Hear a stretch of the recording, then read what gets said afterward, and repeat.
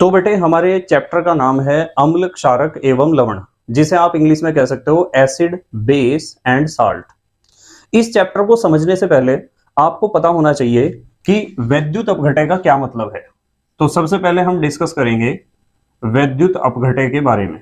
वैद्युत अपघटय, वैद्युत अपघटय को आप विद्युत अपघटय भी कह सकते हो और इंग्लिश में आप कह सकते हो इलेक्ट्रोलाइट्स। इलेक्ट्रोलाइट्स।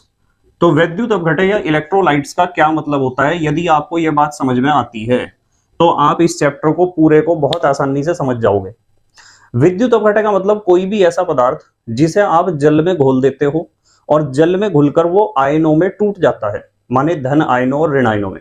तो आप लिख सकते हो जो पदार्थ, यहां पदार्थ का मतलब है रासायनिक पदार्थ, ठीक है। जो पदार्थ जल में घुलकर आयनों में टूट जाता है। जो पदार्थ जल में घुलकर आयनों में टूट जाता है उस पदार्थ को हम कहेंगे वैद्युत अपघटय। या फिर आप इसकी एक परिभाषा और दे सकते हो, आप कह सकते हो जिस पदार्थ का, यहां से फिर फुल स्टॉप हटाते हैं, जिस पदार्थ का, ध्यान से समझना बिल्कुल, जिस पदार्थ का जलीय विलयन, यानी पदार्थ को जल में घोलने पर जो विलयन प्राप्त होता है, जिस पदार्थ का जलीय विलयन विद्युत का सुचालक होता है,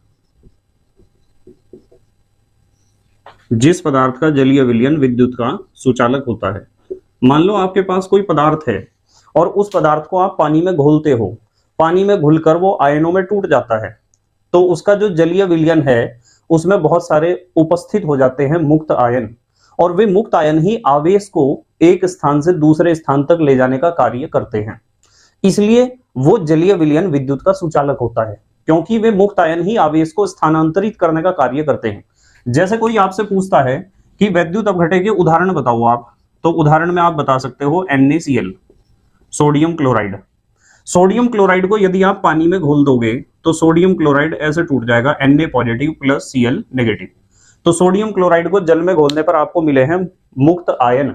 किसी भी पदार्थ को, जो पदार्थ जल में घुलकर आयनों में टूट जाता है, तो ये पानी में घुलकर आयनों में टूट गया है, इसलिए NaCl को आप कहोगे कि NaCl वैद्युत अपघटय है।